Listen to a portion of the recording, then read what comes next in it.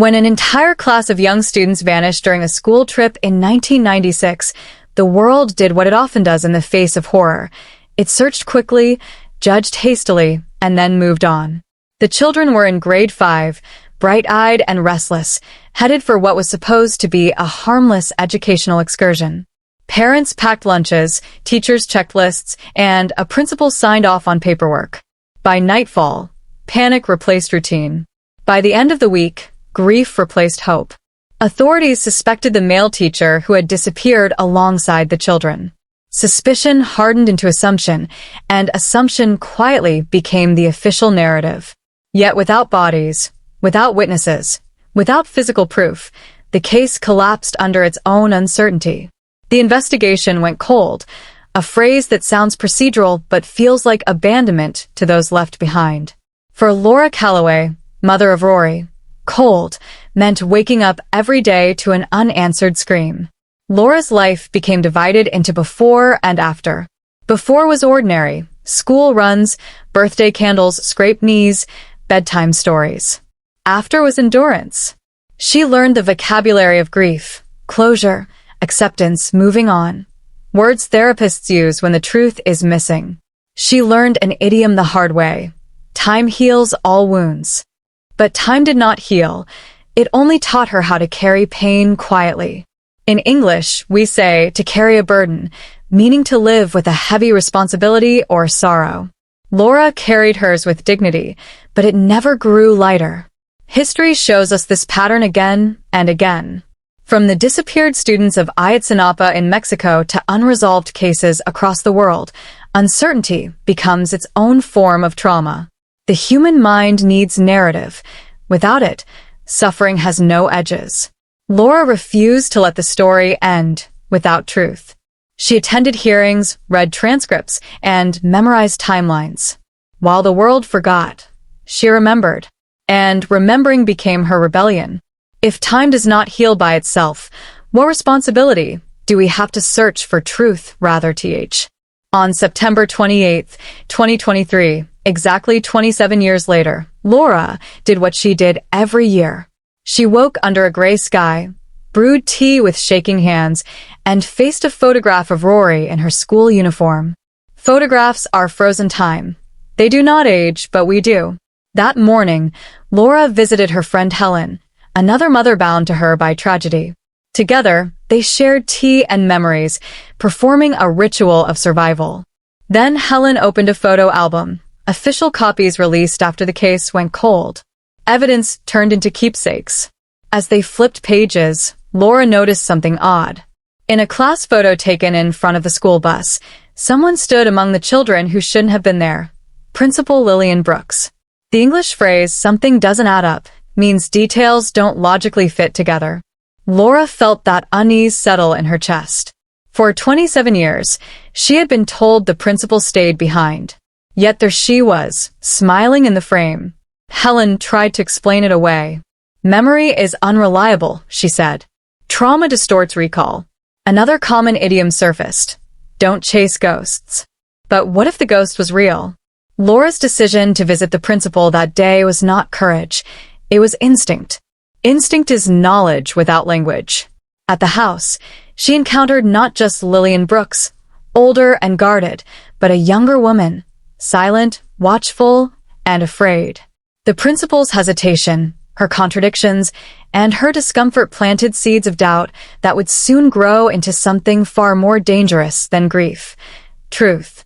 In critical thinking, a key modern educational skill, we are taught to question assumptions, especially long-held ones. Laura did exactly that. She questioned authority, narrative, and her own fear of reopening wounds. Philosophers argue that truth has moral weight. To ignore it is to participate in a lie. How often do we silence our instincts because they are inconvenient or painful?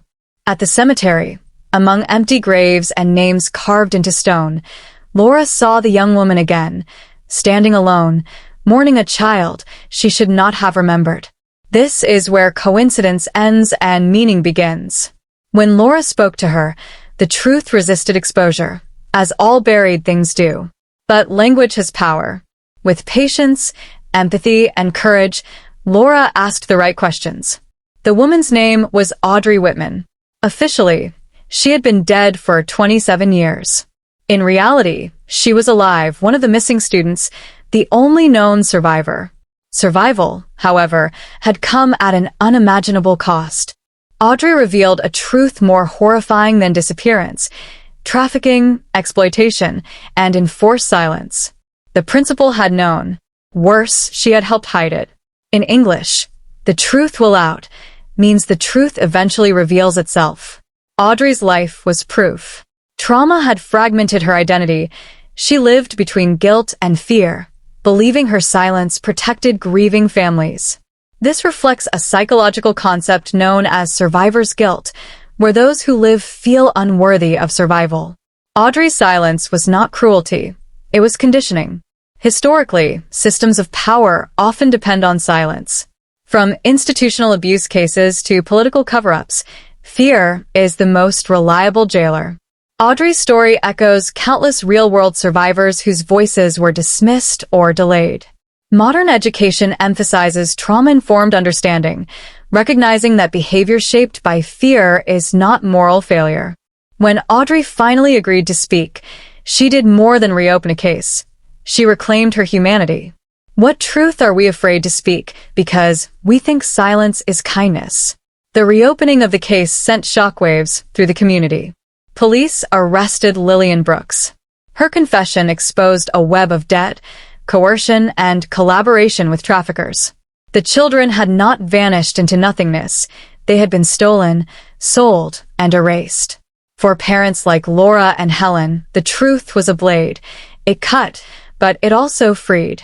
In English literature, tragedy often ends with catharsis, the release of emotional tension through truth. This moment was cathartic, but not comforting. Learning that Rory had died years ago shattered Laura anew, yet it ended the torture of uncertainty. There is a painful wisdom in the phrase, "Better a hard truth than a comforting lie." From a philosophical standpoint, justice is not revenge. It is recognition. To be seen, to be acknowledged, to have reality validated, these are human needs. Modern societies still struggle with delayed justice, especially for crimes involving children and marginalized voices. This story becomes a lesson not just in grief, but in civic responsibility.